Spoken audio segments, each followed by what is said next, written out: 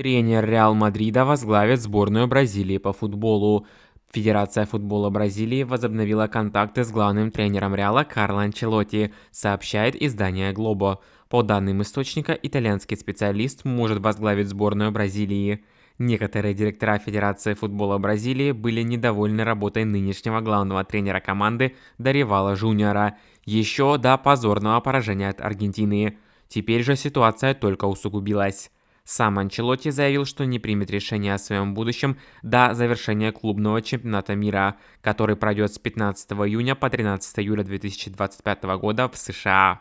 Отмечается, что в Реале считают, что Анчелотти покинет клуб после завершения клубного чемпионата мира. И уже летом итальянский специалист должен будет стать тренером сборной Бразилии. УЕФА проведет расследование против футболистов Реала. УЕФА открыла дисциплинарное расследование в отношении 4 игроков Реала, сообщает официальный сайт организации. Отмечено, что речь идет об Антонио Рюдигере, Килиане Мбаппе, Дани Себальосе и Винисиусе Жуниоре.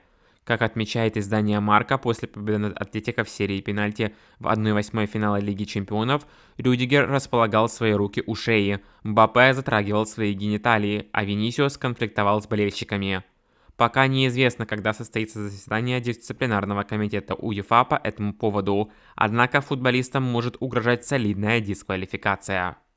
Дорогие зрители, а перед тем, как мы продолжим, поставьте, пожалуйста, лайк этому видео и подпишитесь на канал. Спасибо за то, что с нами. Милан определил потенциальных тренеров на должность главного в клубе. Руководство Милана сформировало список кандидатов на должность главного тренера, сообщает издание calciamercato.com. Сейчас команду возглавляет Серджио Консейсао, но по данным источника он вряд ли останется на следующий сезон. Отмечено, что основными кандидатами для руководства являются бывший тренер Россонери Массимилиано Аллегри, который сейчас безработный, и Антонио Конте из Наполи. Также рассматриваются кандидатуры Фабригаса из Комо и Роберто де Зерби из Марселя. Кроме того, новым спортивным директором клуба может стать Фабио Паратичи, для которого наиболее желанный кандидат именно Антонио Конте из Наполи. Бавария не хочет продлевать контракт со своей легендой. Бавария ведет переговоры о продлении контракта Томаса Мюллера и Эрика Дайера, пишет издание Bayer Germany. В ходе международной паузы представители клуба дважды встретились с командой 35-летнего Мюллера и обсудили спортивные перспективы. Окончательное решение еще не принято, но ожидается, что это будет последний сезон Мюллера в Баварии как игрока. Руководство стремится оставить Томаса в клубе на другом посту, а немец в свою очередь хочет играть в футбол и хотел бы остаться в Мюнхене. Также к нему есть интерес со стороны клубов МЛС. Отметим, что Томас Мюллер является воспитанником Баварии. Он провел в клубе всю карьеру. Известный нападающий заявил, что хочет стать тренером. Форвард Наполи и сборной Бельгии Ромело Лукаку сказал, что планирует получить тренерскую лицензию. «Думаю, я хочу быть тренером, часть меня верит в это. С другой стороны, у меня есть некоторые сомнения. Я начну учиться на тренера в конце сезона, буду учиться на курсах УЕФА по лицензиям A и B, а потом посмотрим, чего я захочу», — сказал Лукаку. Реал Мадрид планирует вернуть вратаря в случае продажи Лунина. Вратарь Реала Андрей Лунин может покинуть команду летом, если клуб получит по нему хорошее щедрое предложение, которое устроит Реал, сообщает издание Football Spain. По информации источника, мадридцы в случае такого развития событий планируют вернуть Кепу Аризбалагу, который в прошлом сезоне выступал за Реал на правах аренды из Челси. Текущую кампанию испанский вратарь также проводит в аренде в составе Бормута. Его контракт с Челси рассчитан до следующего лета, однако лондонцы не рассчитывают на него и готовы продать кипера. Ювентус отказывается от полузащитника. Ювентус не будет выкупать вингера Франциско Консейсао, пишет Николас Кира. Пока будущее Консейсао, выступающего за клуб на правах аренды и спорту, находится под вопросом. Новый главный тренер Игорь Тудор ведет систему перемен, и у Франциско нет центрального места в его планах. Кроме этого, учитывая, что Ювентус скорее всего не попадет в Лигу Чемпионов, клуб не хочет платить 30 миллионов евро за 22-летнего португальца. Отметим, что в этом сезоне Консейсао забил 5 голов и отдал 5 ассистов в 30 матчах на клубном уровне. Арсенал Лондон получил нового спортивного директора.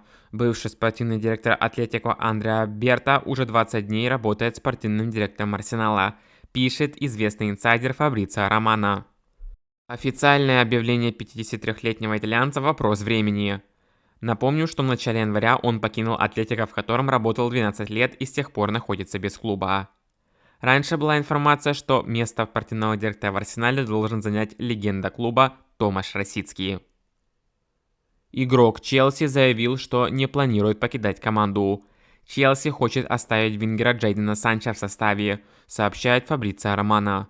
Клуб полностью доволен 25-летним англичанином, а тот, в свою очередь, счастлив в Лондоне. Джейден хотел бы остаться в клубе, но это зависит от того, что произойдет в ближайшие месяцы. Напомним, Санчо присоединился к Челси на правах аренды с Манчестер Юнайтед в августе 2024 года. В этом сезоне он забил 2 гола и отдал 6 ассистов за 28 матчей в Челси. Тоттенхэм готов заплатить солидную компенсацию за тренера своего конкурента. Главный тренер Борнмута Антони Ираола является главной целью замены Энджа Постекоглу в Тоттенхэме, пишет издание The Athletic. У 42-летнего испанца есть еще 1 год контракта с вишнями. Если Тоттенхэм захочет подписать его, клубу нужно будет заплатить 10 миллионов фунтов. Сообщается, что финансовая составляющая не будет препятствием для шпор, а решение будет принимать сам Андони. Кроме Ираолы, Тоттенхэм интересуется Марко Силва из Фулхэма и Томасом Франком из Брентфорда, но именно испанец является главным кандидатом. Президент испанской Ла Лиги сделал громкое заявление. Президент Ла Лиги Хавьер Тебас ответил на критику по поводу календаря чемпионата. Цитируем Тебаса. «Мы уже 14 лет играем в Лиге Европы в четверг, а затем матч в воскресенье, и кажется, что никто этого не замечает. Баскетболисты в NBA играют каждые 24 часа, и они почему-то не плачут. Было решение сделать 5 замен через COVID, чтобы клубы меньше жаловались. Если в команде 25 игроков, необходимо делать ротацию. Нельзя все сваливать на нас, кто управляет, или на лиги. Я не верю и не ценю тот факт, что, например, Реал или Барселона не выйдут на матч. Я об этом не думаю, и мне даже не приходило в голову думать об этом», — сказал Тебас. Барселона может получить техническое поражение. Осасуна может обжаловать результат матча с Барселоной в гостевом матче 27-го тура Ла Лиги, в котором каталонцы выиграли со счетом 3-0, сообщает издание DQP. Команда Висенте Морено считает, что каталонцы могли нарушить правила FIFA в период, который должен пройти после травмы, полученной игроком в национальной сборной. Согласно этому пункту, футболист не может участвовать в матчах на клубном уровне в течение 5 дней после последнего матча международного окна, который он пропустил из-за травмы. Речь идет об защитнике Иниго Мартинесе, который получил повреждение в выездном матче тура Ла Лиги против Атлетико как раз перед международной паузой, зато сыграл против Осасуны. С момента последней игры против Нидерландов прошло 4 дня. Дорогие зрители, поставьте, пожалуйста, лайк и подпишитесь на канал.